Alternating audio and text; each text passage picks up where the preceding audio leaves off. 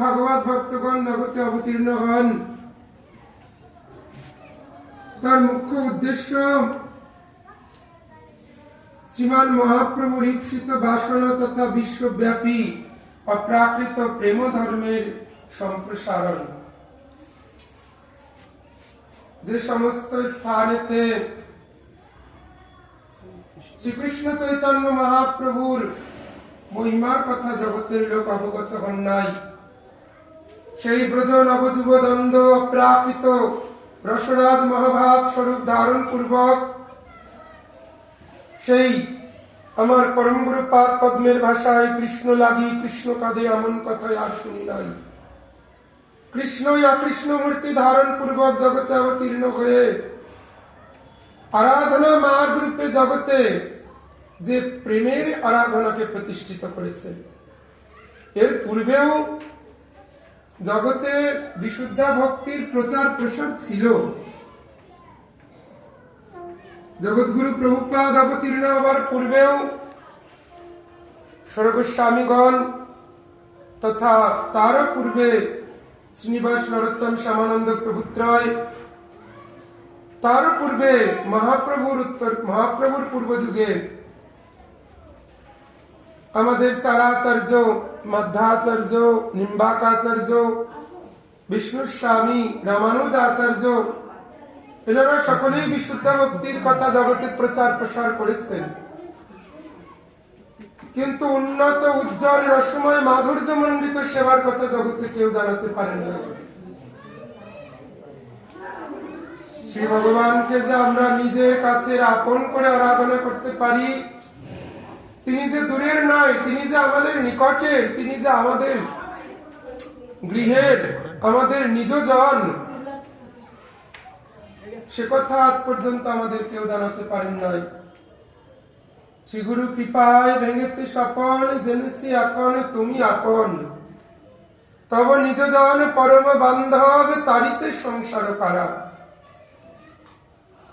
এই মায়ার সংসার চক্রে পরিভ্রমণশীল জীবের পুনরাপি জননম পুনরাপি মনোরম, বারবার জন্ম মৃত্যু চক্রের স্থাবর জঙ্গমাদি জনি পরিভ্রমণ করতে করতে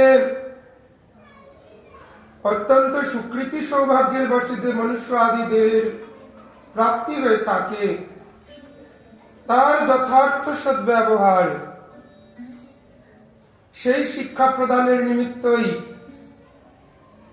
সেই প্রেমময় ব্রজ মার্গের আরাধনা ব্রজ বধূ বর্গিন যা পরিকল্পিতা, যেই প্রকার আরাধনা ব্রজবাসীগণ ব্রজরমণীগণ ভগবানের করেছে, সেইটি প্রকৃত জীবের নিত্য স্বরূপ। সেই সেবায় নিযুক্ত হওয়াই জীবের প্রকৃত সদ্ধর্ম।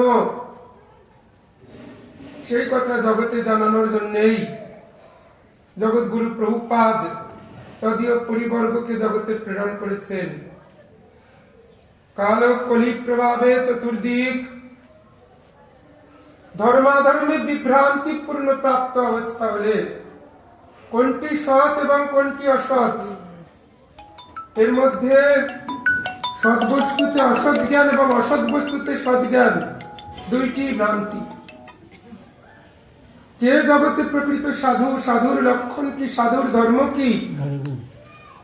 বৈষ্ণবগণ, রূপানুগ গৌরীয় বৈষ্ণবগণের কৃতিত্ব সম্পর্কে জগতে প্রচার প্রসার করবার নিমিত্তই গৌরীয় গগনে মহাপ্রভুর করুণায়, জগৎগুরু প্রভুপাদের আরাধনায় সেই গৌরীয় গগনে শ্রী শ্রীল নিত্যলীলা প্রবিষ্ট শ্রী বামন গোস্বামী মহারাজের ন্যায় উজ্জ্বল জ্যোতিষ্কগণ আবির্ভূত হয়েছে।